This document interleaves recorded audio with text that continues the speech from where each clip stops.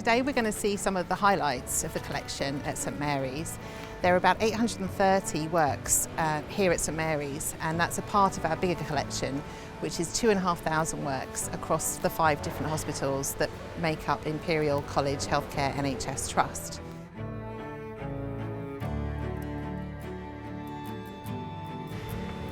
A lot of people ask why there is art in hospitals, and we at Imperial Health Charity believe that creativity is actually key to our health and well-being, and that it's actually a really important place to fill with art. Not just art on the walls, but art that we can make with patients. We have a really busy arts engagement programme, and we actively make art and bring in dance and music and various other things to patients who are staying in our hospitals, and also through the outpatients programme as well. I was really privileged to be here in 2016 when the collection was given full museum accreditation by Arts Council England. That means that we have to look after the collection to a certain standard. We have a collections development policy in place, and everything is taken really seriously from our point of view, but also with the staff and all the patients at our hospitals. Often staff come to us with a request for their area, and it's great when that happens because we know we can work together as a team and really come up with something special for them. The art collection across all our hospitals is owned and cared for by Imperial Health Charity, and this is just one of the things that they do to support our 5 hospitals. They also run a really active volunteering programme, and they support the hospitals through their grants programme too. So coming to hospital can be a really stressful time if you're the patient, or even if you're part of the family with a patient.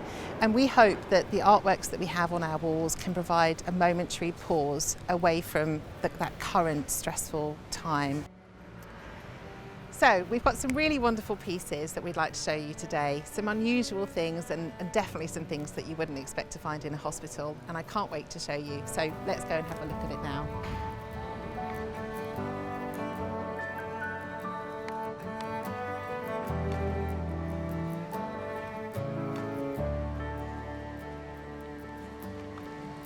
We're now in the reception area of the Queen Elizabeth, the Queen Mother building, and it's very fitting that we have a bust of the Queen Mother here with us.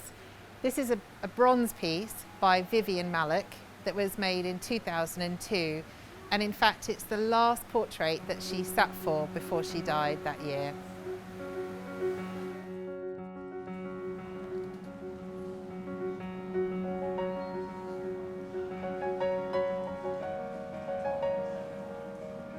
So now we're standing here in the Cambridge wing, which is one of the older parts of St Mary's Hospital. This space here is an area that we use for temporary exhibitions. Each exhibition is normally up for about 4 months. And at the moment, I'm really excited because we've got artworks on display that have all been made by staff members at our hospitals. It's a real pleasure to work together with the staff and put together an exhibition like this. This is actually the second time we've done an exhibition just showing artworks by staff and their direct families. And when we do these exhibitions, we make sure that we not only have the name of the staff member, but we also show what role they have within the hospitals. And it's a wonderful thing to see how creative staff can be, and it doesn't seem to matter which part of the hospital that they're working in. They're such a creative bunch. So one of my favourite works in this exhibition is this wonderful piece, so vibrant, of the Tour de France, and I just love how it bounces off the walls, and a clear example of how creativity is oozing from staff. This staff member is actually a microbiology consultant here at St Mary's.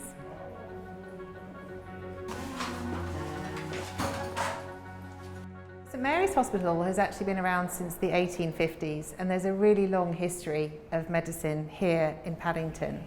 I know it's an art tour, but I didn't want you guys to miss out on the opportunity of seeing something really special, and I'd like to show you now the Alexander Fleming Museum. I think this must be one of the most exciting and important places in the history of the last century. If you think of the number of lives saved by penicillin, I always feel when I come in that Alexander Fleming is about to come back in. He's about to pick up a petri dish, he left before he went off on holiday and finds that it has become contaminated by a mould. That mould has produced something that has killed off the bacteria in the dish. That was how he discovered penicillin in this very place. When you think of it, the world would be very different without penicillin. And that world-changing discovery, and it really was a world-changing one, happened here.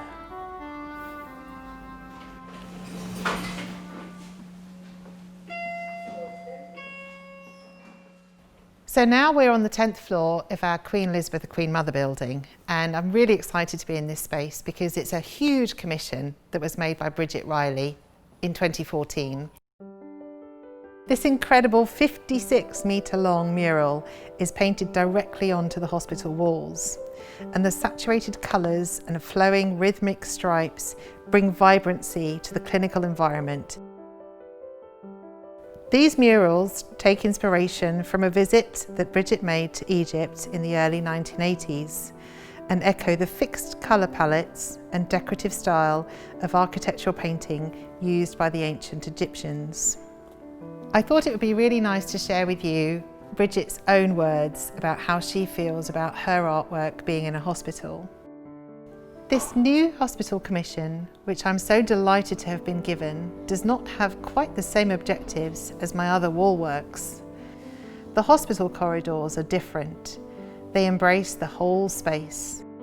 They aim to lift the spirits and to remind one of life outside the hospital, while in no way interfering with the essential activities of the hospital as it goes about its business.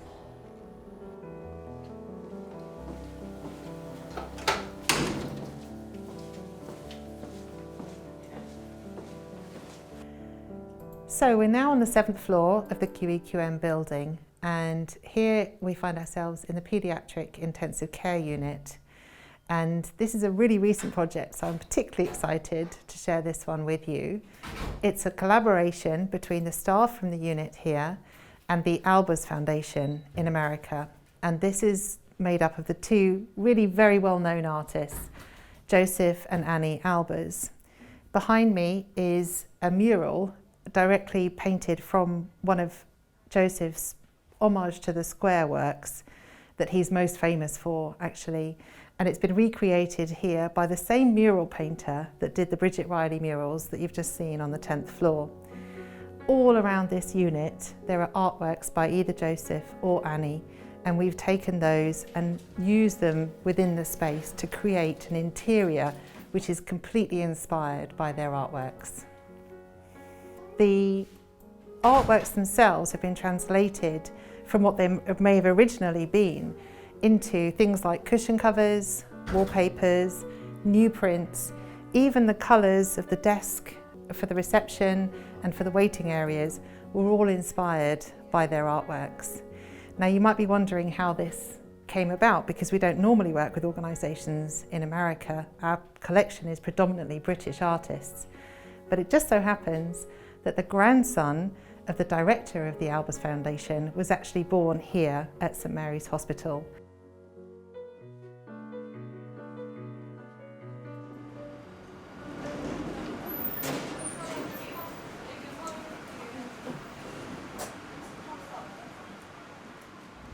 So now we're standing outside the Queen Elizabeth, the Queen Mother building, and I'm really happy to be sharing with you one of our sculptural works. This piece here was actually a donation to the hospital from the grateful son of a patient here, and he came every day to see his mum, and he walked past a very similar sculpture outside Edgware Road Station, also by Alan Sly, and it inspired him to commission this work as a thank you for St Mary's.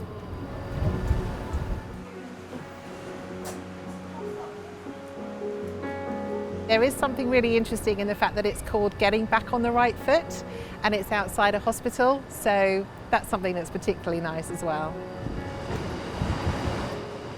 So we're standing outside now, and behind me you'll be able to see the Lindo Wing, which is one of the most iconic buildings that we have here at St Mary's, because of course most of the royal babies have been born here. But what's actually hiding inside is a whole set of works by artist Julian Opie. You can see two of them on the window panels, which are actually the theatre windows. So if you were inside the building, you could just see the legs in the operating theatres.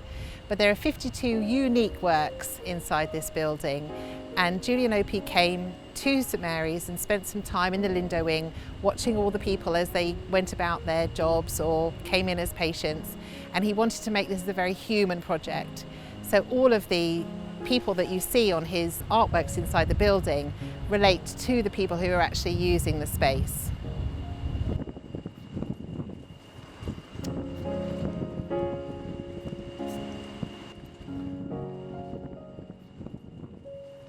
So the commission is one of the biggest ones that we've worked on, and there are artworks on every floor. Some of them are in place of glass windows, others are video works, and there are even works up the stairwells indicating which floor you're going to go to next. So it's very much a part of the living, breathing process of moving around the building.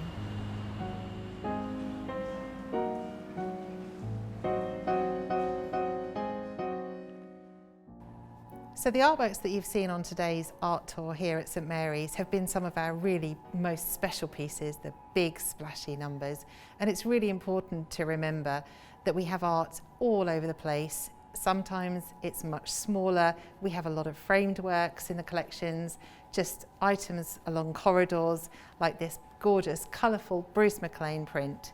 And we have so many prints in the collection. It's what enables us to be able to spread art all over the walls of our 5 hospitals.